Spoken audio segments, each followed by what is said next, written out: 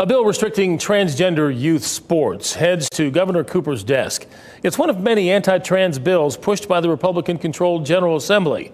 This comes as the LGBTQ community in Raleigh is celebrating Pride Month. Shelley Jackson joins us live from downtown Raleigh with how this may affect the celebration. Shelley?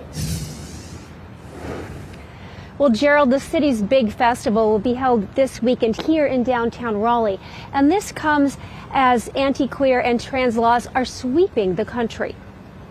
Pride is part celebration, part history, and part political activism. I think more people are paying attention to the celebrations this year. According to the ACLU, more than 490 anti-LGBTQ bills have been introduced around the country. 6 of those here in North Carolina. I'm here to ask for your support for the PCS, which will prohibit public health facilities and state funds for being used for gender transitions and surgery on minors. The North Carolina General Assembly has resurrected bills that would ban gender-affirming surgeries for minors, ban state funds from being used for gender-affirming care, and ban trans girls from youth sports.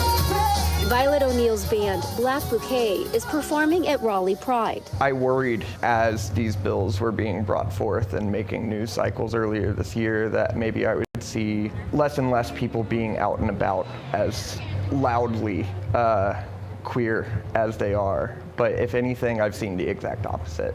I've seen friends of mine, people that I've just seen around, just become more and more outwardly themselves. Bandmate Laura Mooney agrees. The political landscape changes and there's more focus on queer expression and the diversity of the queer experience. Thousands of people are expected to turn up for Pride events in Raleigh, and O'Neill hopes the push toward anti-trans legislation will act as a catalyst for more acceptance and a broader community. Well, the rhetoric has not been this targeted in my memory as it has been this year. And it's important that we do make an effort to show out and show that we're not going to be put down so easily. And if you'd like to check out any of the city's Pride events this weekend, check out our website, WRAL.com. Gerald? Shelley Jackson live in Raleigh. Thank you. A national warning was issued about protections for LGBTQ Americans this month, and that happened as Pride events are set to happen, including this weekend. WRAL's Carly Haynes is in Raleigh. Carly, talk about why that human rights group sent that warning. Chris, we're on Fayetteville Street in downtown Raleigh right now. This is where a Pride event will be taking place this weekend by Raleigh Pride.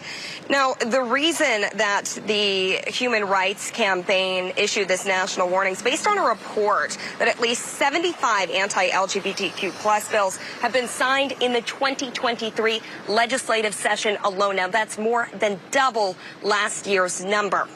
Now, the Human Rights Campaign has declared the state of North Carolina as one of 23 states considered high priority to achieve basic equality. So in other words, this is one of the states with the least protective laws for the LGBTQ plus community, like non-discrimination protections in employment, housing, and public accommodations. Plus, the Department of Homeland Security document distributed to law enforcement agencies last month said domestic violence extremists and people who have increased threats against the LGBTQ plus community within the last year.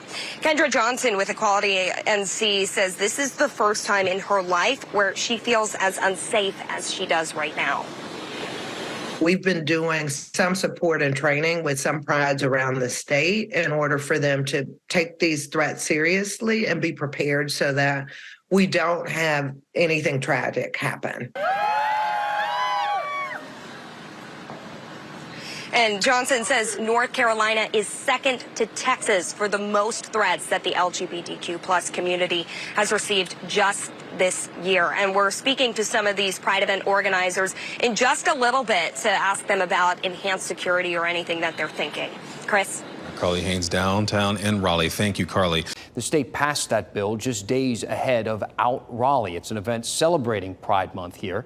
People in the LGBTQ plus community tell WRAL's investigative data journalist, Ali Ingersoll, that they feel our policies here could be keeping some people away.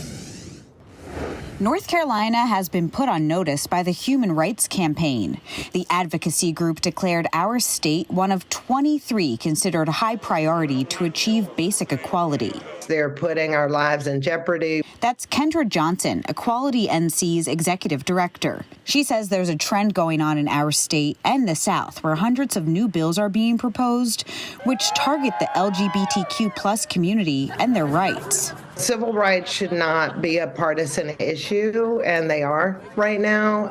LGBTQ folks who are taxpayers and contribute to North Carolina society and their business and schools and education and culture and arts should have the exact same rights as people who are not LGBTQ plus.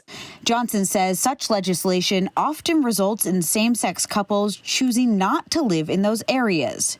In North Carolina, new census data shows same-sex couples make up 0.8% of households in the state.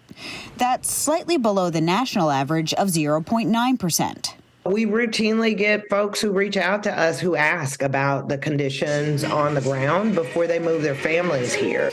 When we look at the states same-sex couples choose to call home in comparison to those the Human Rights Campaign considers high priority, those in the light green, 18 of the 23 have rates below the national average.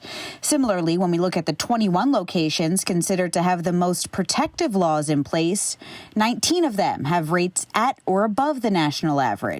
For folks who are LGBTQ plus or other minorities, they don't want to move to a state where they don't have legal equality. Johnson says that these decisions have lasting impacts and shape what our state and its economy looks like. For WRAL News, Ali Ingersoll. Leave a comment and share this video with your friends. With daily uploads, there will always be a conversation.